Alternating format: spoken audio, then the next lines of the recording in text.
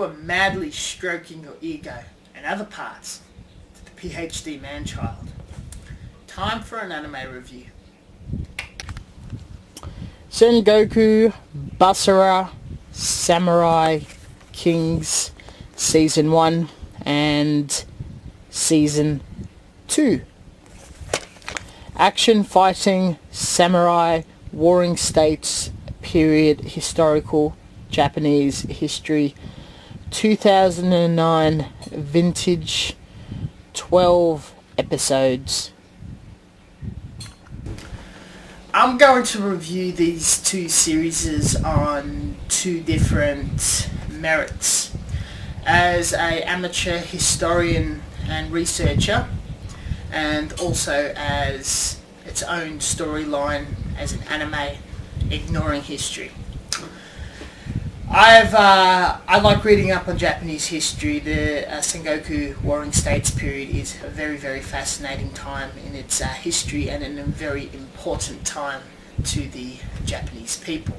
Now, this anime has been marketed and created for kids, in my opinion, in getting them interested in the period and making the characters attractive, for them to have more of an interest in reading up and learning more about them later on in life. As a storytelling tool of that period, I feel it's very inadequate, but at least it gets you familiar with the characters. As an anime by itself, it is a feel-good action where a bunch of people rise up to take a challenge and accomplish something, and it is very, very funky and somewhat enjoyable. So during my travels, I've visited a lot of sites in Japan where these events have taken place. So in my opinion, not a lot in this story would be considered spoilers, since most people in Japan watching this would be aware of what will happen. Now, you'll be following the footsteps of Yukimura Sanada and Dante, the one-eyed dragon, in their quest or alliance to defeat Oda Nobunaga in the first season. In the second one, Hideyoshi, who was one of his generals. Now, the last Warring States period anime I reviewed, the one based on T, the characters were very well fleshed out, and I loved their personality and auras.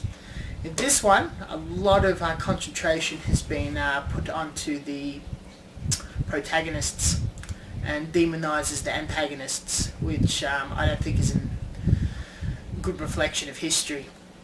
Oda Nobunaga is a very bland character that's just visually following what history believes he was. They didn't take a lot into account and just made him this overpowering, demonized king.